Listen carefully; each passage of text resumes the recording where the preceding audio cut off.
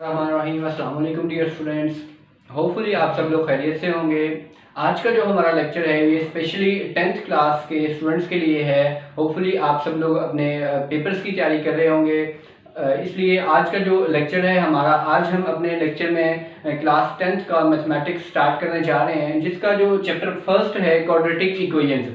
अब जब quadratic equations की आप बात करते हैं तो क्वाड्रेटिक इक्वेशन होती क्या है, बेसिकली आज हम आपको इसके बारे में डिटेल से बताएंगे कि क्वाड्रेटिक इक्वेशन जो है वो किस तरह की इक्वेशन को कहते होते हैं। और उसके बाद फर्स्ट ऑफ ऑल हम इसकी डेफिनेशन को देखेंगे कि क्वाड्रेटिक इक्वेशन की डेफिनेशन क्या होती है।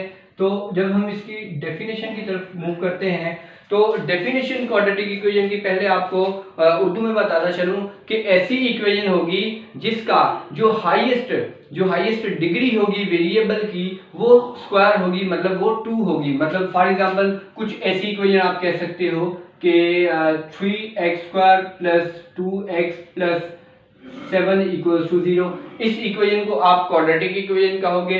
अब जब मैं इसकी डेफिनेशन की तरफ बढ़ता हूं तो डेफिनेशन क्वाड्रेटिक इक्वेशन की क्या होती है कि an equation which contains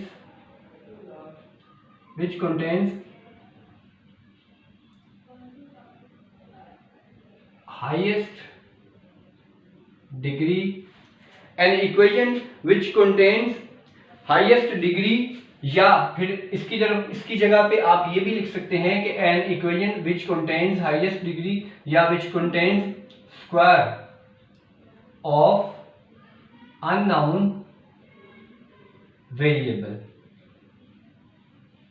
variable या फिर क्वांटिटी।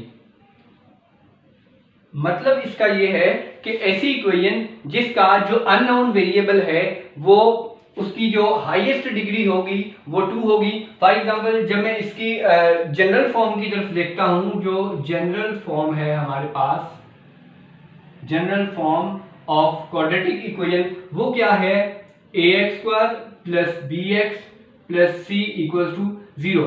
अब यहाँ पे आप देख सकते हैं कि जैसे हमने डेफिनेशन में ही जो है वो डिफाइन किया था, बताया कि जो उस इक्वेशन की जो हाईएस्ट डिग्री होगी वो अननोन वेरिएबल यहाँ पे क्या है, अननोन वेरिएबल यहाँ पे x है। x को हम अननोन वेरिएबल कह सकते हैं जिसकी वैल्यू हम नहीं जानते।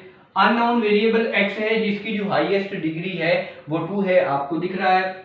अब इसमें ये जो a b c है ये क्या है, a b and c belongs to real numbers.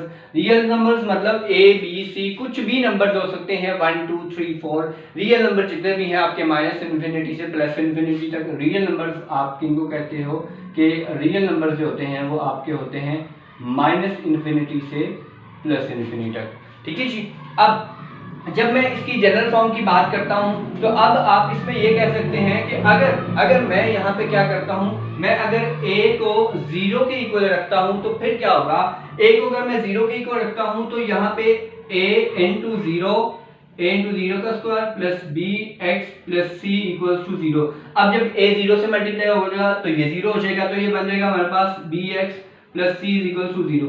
अब ये जो हमारे पास एक न्यू इक्वेशन बनी है, ऐसी इक्वेशन है जिसमें जो अननोन वेरिएबल है x है हमारे पास अननोन वेरिएबल, उसकी जो डिग्री है वो आपको नजर आ रहा है वो 1 है। और ऐसी जो इक्वेशन होती है इसको हम क्या कहते हैं, उसको हम लीनियर इक्वेशन कहते होते हैं, लीनियर इक्वेशन। अच्छा, अब इसके बाद हमारा क्योंकि टॉपिक क्या है, क्वाड्रेटिक इक्वेशन पे है, क्वाड्रेटिक इक्वेशन की बात करता हूं तो अब इसकी एग्जांपल मैं कुछ कांस्टेंट फॉर्म्स में लिखता हूं। जैसे कि मैंने स्टार्ट में ही बताया जो a b c हैं वो हमारे पास कांस्टेंट नंबर्स हैं, कुछ भी a b c real number हो सकते हैं। अब इसकी एग्जांपल लिखना चाहूंगा, इसकी मैं आपके पास एग्जांपल लिखता हूं। आप कह सकते हो कि 2x² plus 3x plus 5 equal to 0, ये क्वाड्रेटिक इक्वेशन है। ठीक है जी। और उसके बाद आप कह सकते हो कि 9x² plus x plus 7 equal to 0।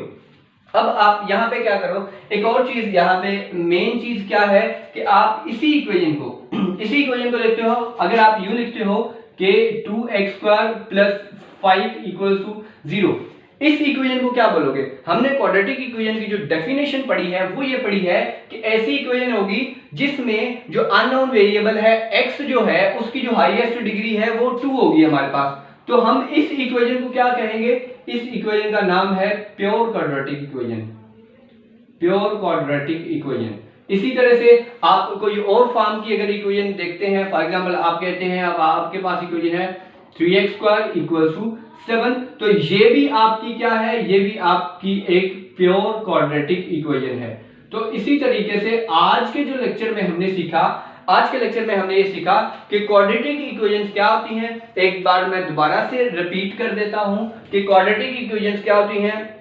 आज हमने 10th क्लास की मैथ्स की जो बुक है उसको स्टार्ट किया, उसमें हमने क्वाड्रेटिक इक्वेशंस को सीखा कि क्वाड्रेटिक इक्वेशंस किन इक्वेशंस को कहा जाता है। अब क्वाड्रेटिक इक्वेशन की डेफिनेशन क्या होती है? ऐसी इक्वेशन होगी जिसमें जो अननोन वेरिएबल यूज हुआ है, चाहे वो x यूज हुआ है या y यूज हुआ है। आप y की फॉर्म में भी कह सकते हैं, आपको मैं इसके बाद y की फॉर्म में एक दो एग्जांपल लिख के बताता हूं। फॉर एग्जांपल आप कह सकते हैं कि y² + y + 7 = 0। इस इक्वेशन को आप क्वाड्रेटिक इक्वेशन बोल सकते हैं, ठीक है जी। उसके बाद आप ये कह सकते हो कि 2y² = 9, इस इक्वेशन को भी आप क्वाड्रेटिक इक्वेशन कहोगे।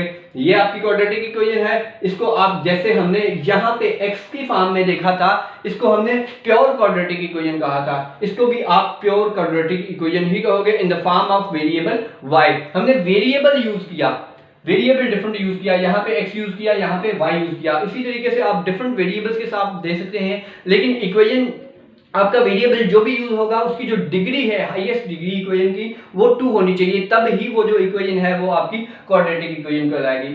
अब दोबारा से इसकी डेफिनेशन को देखें तो डेफिनेशन ये थी कि ऐसी इक्वेशन जिसकी हाईएस्ट डिग्री जो वेरिएबल की है वो 2 होगी, उसको क्वाड्रेटिक इक्वेशन कहेंगे।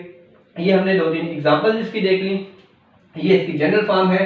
तो मोस्टली एमसीक्यूज में पूछ लिया जाता है कि क्वाड्रेटिक इक्वेशन की जनरल फॉर्म बताएं जी, ठीक है जी। तो ये जो है इसकी जनरल फॉर्म है। होपफुली आज का जो लेक्चर है ये आपको क्लियर हो चुका होगा। अल्लाह हाफिज, थैंक यू।